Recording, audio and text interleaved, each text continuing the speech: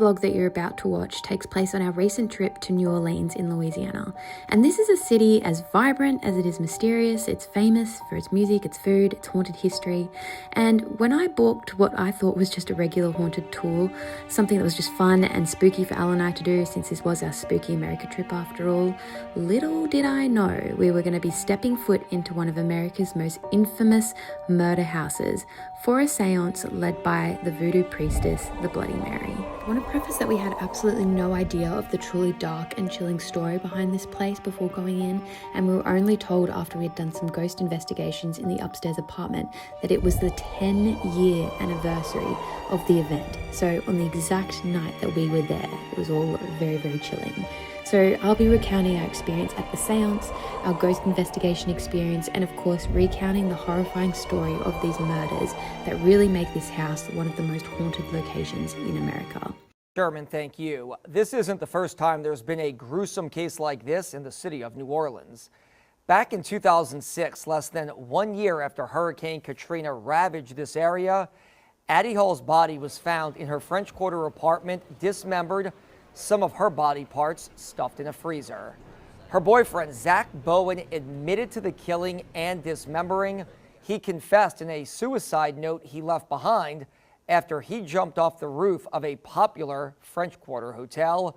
The story made national headlines. It's still part of French Quarter haunted history tours, and at least one book was written about that murder-suicide.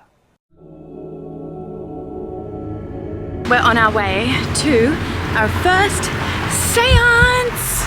Never done a seance before, but this one is through Bloody Mary Tours. I believe Bloody Mary is actually the medium who will be hosting this one for us. It's actually located in a haunted building as well, which is just making it like extra special. However, the closed practice will actually be I think a little bit more uplifting. We won't be contacting any spirits that are unworldly, I guess you could say, or that are not welcome.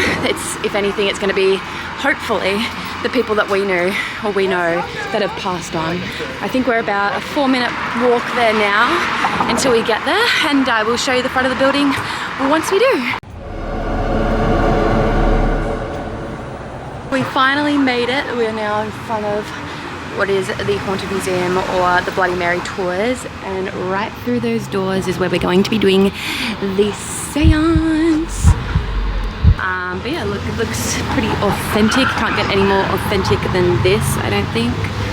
But I'm looking forward to a really wholesome experience. I actually don't think this is going to be scary at all. I think this is going to be what the fuck is going on quite here? nice. I was hurrying Al to rush a little bit because I was conscious that we needed to be here 15 minutes early, and guess what, we're now here 10 minutes earlier than the 15-minute mark, so I love that. I don't think I'll be able to film inside, but we shall see. Turn the light on for a minute, turn it back on before we start. Go in there, you may.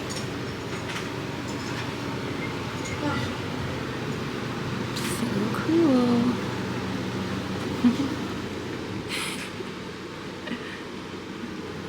How do you feel? This is the worst. I love it. Psychic and palm reading.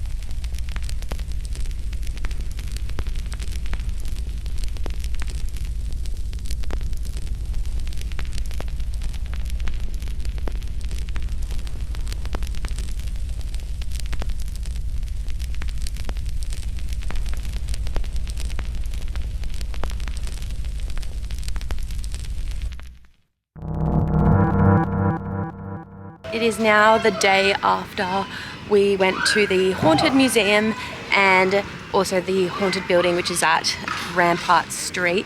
Some of you may know the story that happened there. I personally did not know this story before we went, and we didn't actually find out what happened until the end of the night, which was disturbing.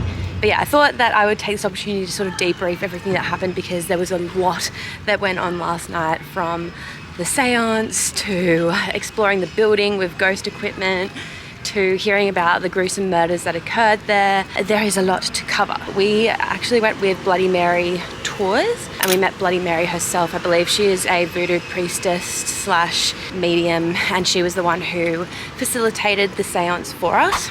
When we got there, we were greeted with another couple and then two girls who I believe were just two good friends. You know, Bloody Mary took us around her gift shop slash a little bit of the, I guess the bottom section of the building. And then we went straight into the seance room.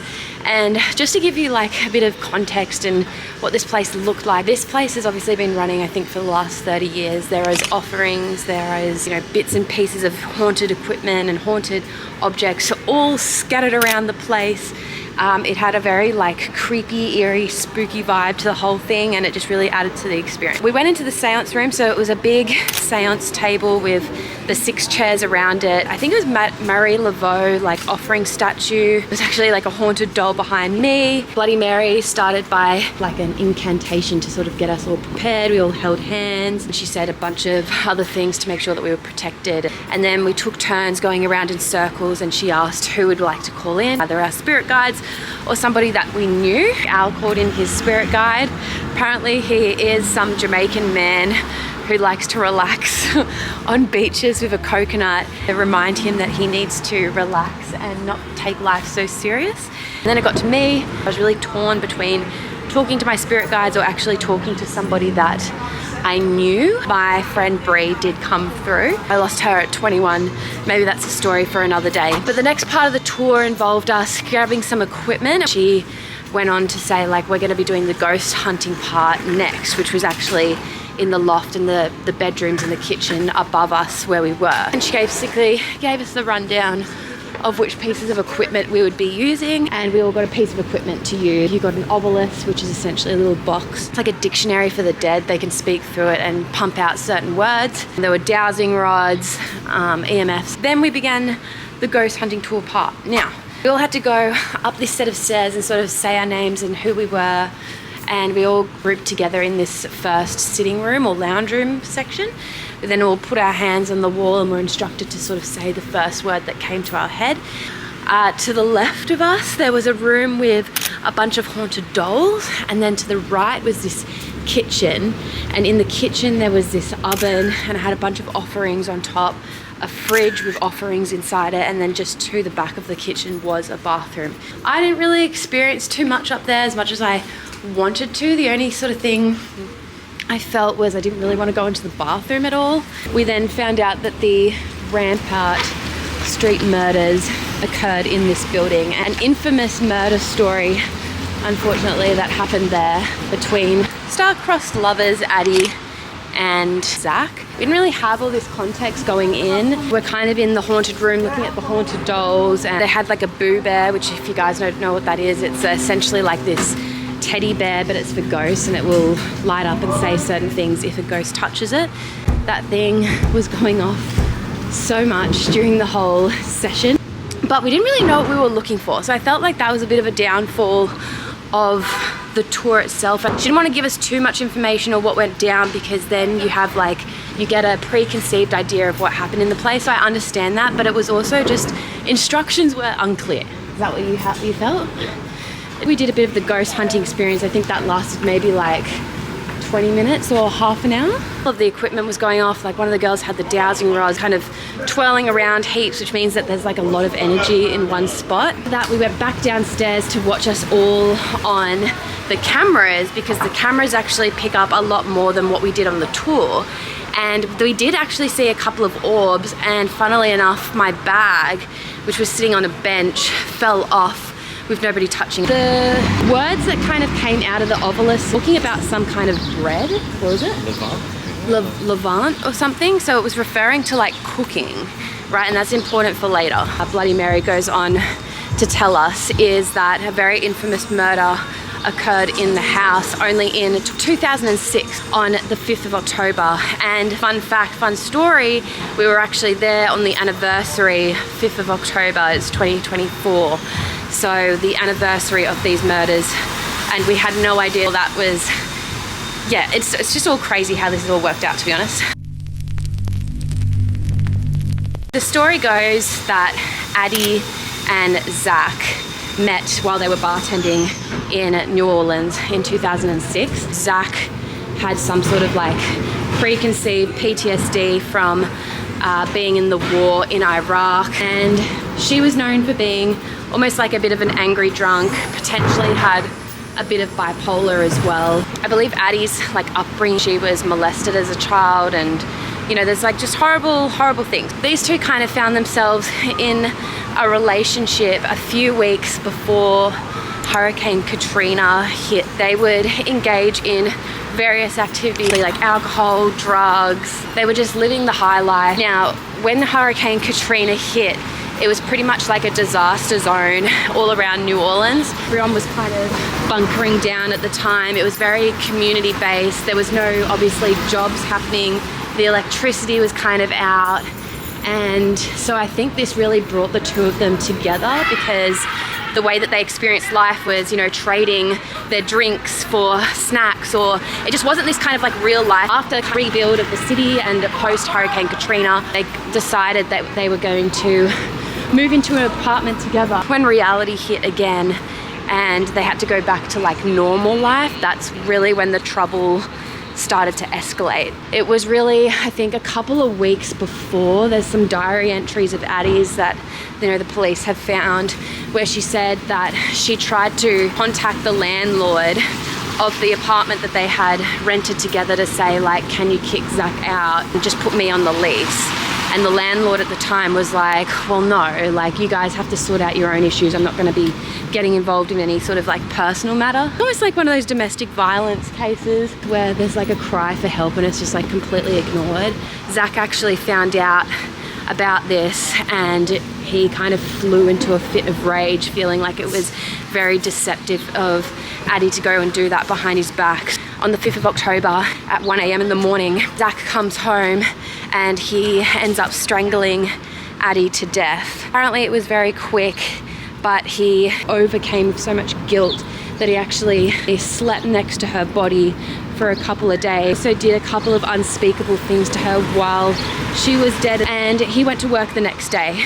When he was at work, he was just not quite himself, as you would be after you've just murdered someone. But he proceeded to live with her body for about the next 2 weeks. Those 2 weeks, he decided to start chopping up her body and placing various body parts in the oven and cooking others to sort of decompose it. He got some sort of, I don't know if it was a machete, but it was something to kind of cut her up.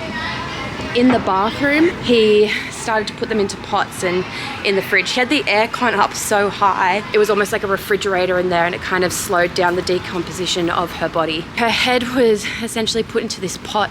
He gave her a weird haircut, and that's actually what Bloody Mary talked about on our tour, saying, check the oven, check the oven. It would have been nice to kind of pay our respects and just be, I guess, just a little bit more open to the fact of what happened. It was, 2 weeks after the where Zach decides to end his life and jump off the 3rd story or something like that of the Royal Orleans Hotel. What was found in his pockets was 1, a confession note, and 2 sort of instructions to the police on going to his apartment. In the lead up to this as well, he'd taken about $1,500 out of his account, and he states that he spent it on strippers, good food, more drugs, because he knew that he was going to end his life. Couldn't deal with the fact that he killed the one person that he loved after a year and a half of being together. So the police naturally rock up to the apartment, and there is spray paint all over the walls saying, I loved her, I'm a failure,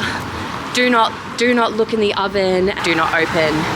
Actually, this is where the police find all the remains. It's just an incredibly sad story. The only thing I will say, I did not feel comfortable going into the bathroom or near the bathroom. That like just felt a bit wrong. They were the last 2 known victims of Hurricane Katrina. Final thoughts on the whole experience. Now looking back on it and debriefing everything, I would probably give it like a good 7.5 out of 10. I think if you were to do this tour, definitely go with an open mind.